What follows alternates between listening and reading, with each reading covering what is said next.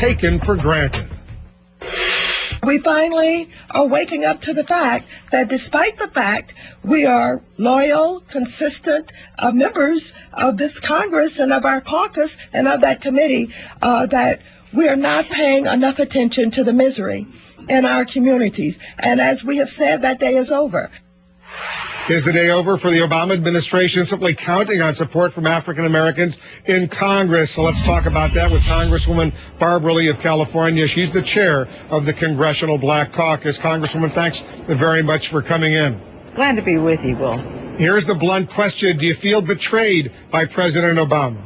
Absolutely not. We are working with and have worked with President Obama on each and every one of his policy initiatives that he has embarked upon. 8 years of the Bush administration has left our economy in shambles, and what members of the Congressional Black Caucus are doing as members of Congress, rightfully so, advancing legislative priorities that speak to the huge inequality and economic disparities in our districts. When you look at the disparities in unemployment, in health care, when you look at the fact that 28% of African Americans, 15% of Latinos are on food stamps, the Congressional Black Caucus, members of Congress, we have to work hard to rectify and correct this terrible, terrible situation that's taking place in our country. If we do this, let me just tell you, well, if we do this, then our country is stronger, and we're supporting President Obama and his agenda, and we're helping to make this agenda inclusive of everyone, and so that we leave no one behind in our economic recovery policies. So if you don't feel betrayed, I assume, though, you're disappointed, you feel let down that he's not doing what you'd like him to do, at least not completely. Is that right? We don't feel let down at all. The president is the president. He has a broad vision. He must address the economy. We are members of Congress, and we have a constitutional responsibility to be advocates for our constituents.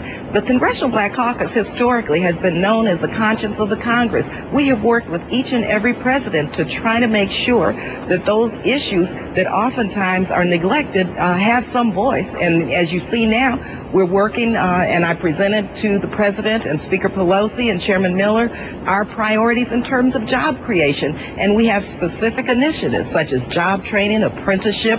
We want people to be employed in industries that are growth industries. Also, we want to make sure that resources that we allocate are targeted based on economic need, based on areas where there's 20% of poverty, people living below the poverty line. There are ways we can address the unemployment crises in America, and we also have to remember that they're the chronically unemployed who have to be taken care of also in terms of economic policies. You don't like the fact, because we spoke about this, that the president has decided to send another 30,000 U.S. troops to Afghanistan on top of the 68,000 already there, and that tens of billions of dollars are being spent in Afghanistan, whereas you'd like that money to be spent creating jobs here in the United States. Is that right? Speaking for myself, as you know, I did support the initial authorization to use force. I felt then, as I felt now, it could be an open-ended war, a blank check.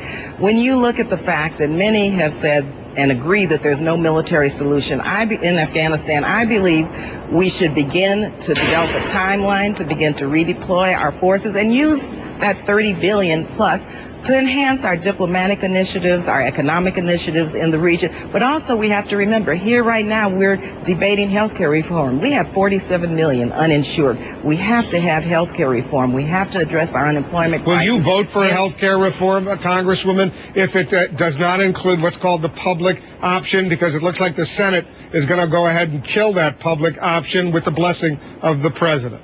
We don't want to see this public option killed. And let me just say, the insurance industry seems to be driving the show. Unfortunately, at this point, we haven't seen the details of the Senate bill, but I can tell you that we want competitiveness. We want the insurance companies to become honest. We want insurance coverage to be affordable, and we want choice. And so we have to have a policy in our insurance reform bill that addresses all of that. What it's called, it doesn't make any difference, but we have to have what the elements are of a public option. I support a public option. We have to have a strong public option. Otherwise, why are we doing this? Well, if there's no public option, If there's no public option, will you vote for it? Let me say, it's too early to talk about voting for or against a Senate proposal now. We still have a long way to go. The bill has to go to conference. We have to see what comes.